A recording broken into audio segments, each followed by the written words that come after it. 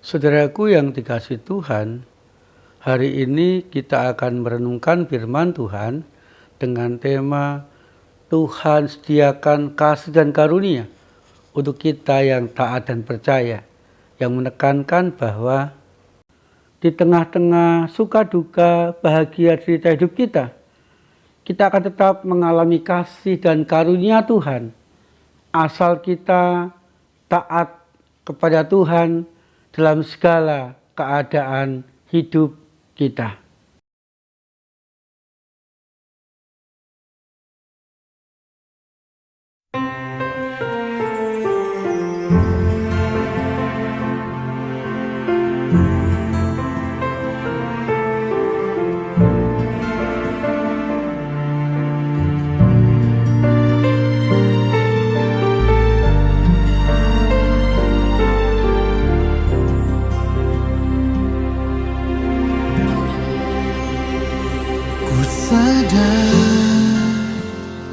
Tak semua dapat aku miliki di dalam hidupku, hatiku percaya rancanganmu bagiku adalah yang terbaik. Walau ku tak dapat melihat semua rencanamu, Tuhan, namun hatiku tetap memandang padamu. Kau tuntun langkahku. Walau ku tak dapat berharap atas kenyataan hidupku, namun hatiku tetap memandang padamu. Kau ada untukku. Walau ku tak dapat melihat semua rencanamu, Tuhan, namun hatiku tetap memandang padamu. Kau tuntun langkahku. Walau ku tak dapat berharap atas kenyataan hidupku, namun hatiku tetap memandang padamu. Kau ada untukku.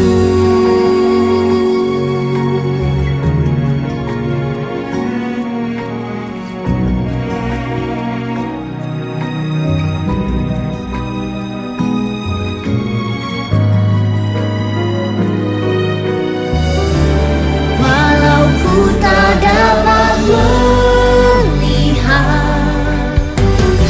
semua rencanamu, Tuhan, namun hatiku tetap memandang padamu. Kau tuntun langkahku. Walau ku tak dapat berharap atas kenyataan hidupku, namun hatiku tetap memandang padamu. Kau ada untukku. Namun hatiku tetap memandang padamu. Kau ada untukku.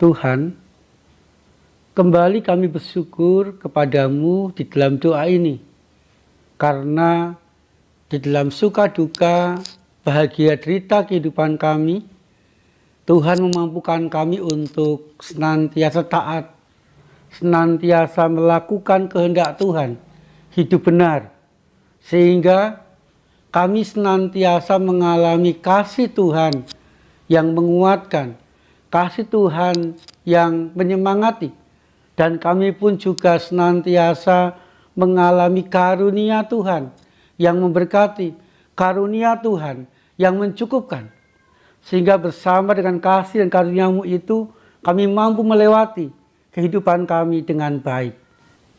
Di dalam nama Tuhan Yesus Kristus, kami panjatkan doa syukur kami. Amin. Saudaraku yang dikasihi Tuhan, mari kita membaca Kejadian pasal 6 ayat 8. Tetapi Nuh mendapat kasih karunia di mata Tuhan.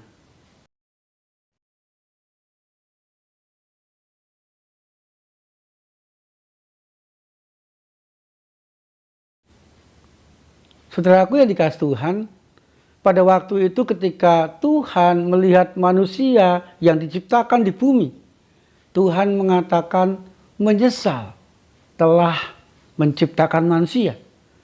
Karena yang dilakukan manusia adalah hal yang bertentangan dengan kehendak Tuhan. Kecenderungan hati manusia melakukan dosa, sehingga membuat bumi dalam keadaan yang rusak.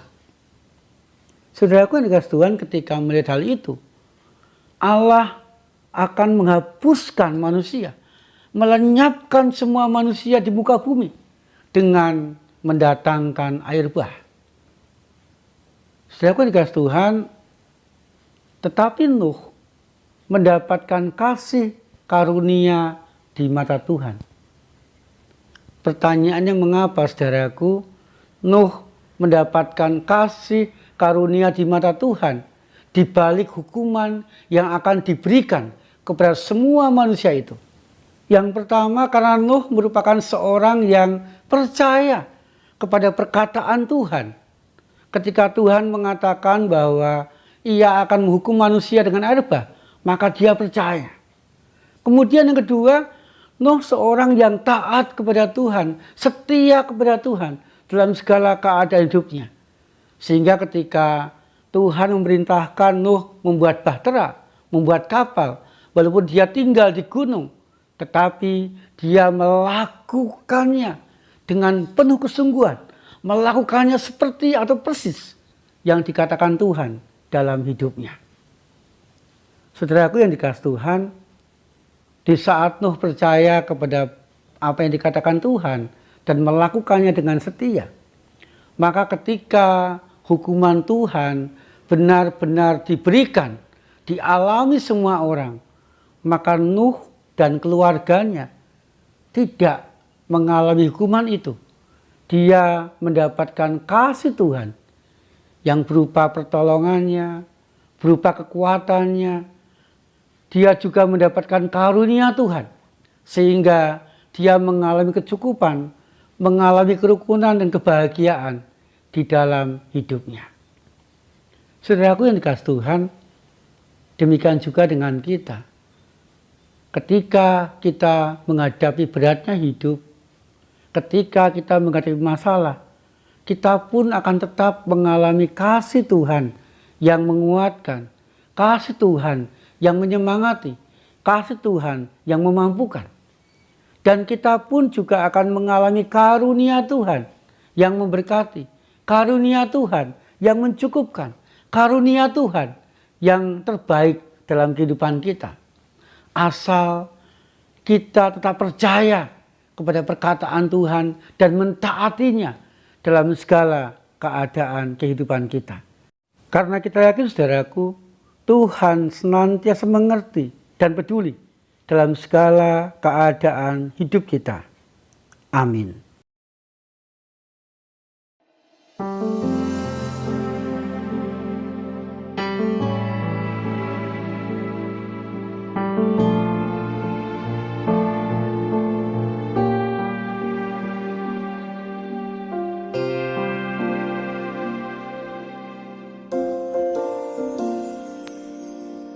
dalam segala perkara.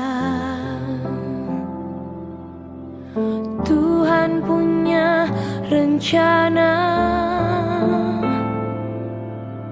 yang lebih besar dari semua yang terpikirkan.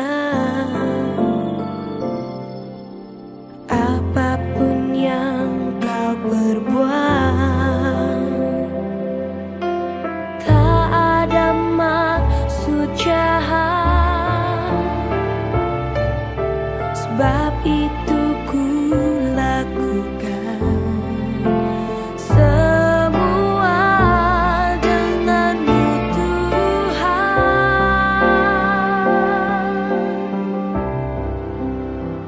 Ku tak akan menyerah pada apapun juga, sebelum ku coba semua yang ku bisa, tetapi ku berserah kepada kehendak-Mu.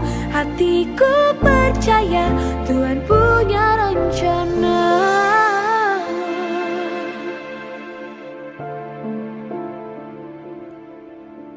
Seringkali dengan mudah kita berkata bahwa kita tidak akan pernah mampu, bahwa kita tidak akan pernah bisa melewati segala sesuatu yang ada di hadapan kita hari ini.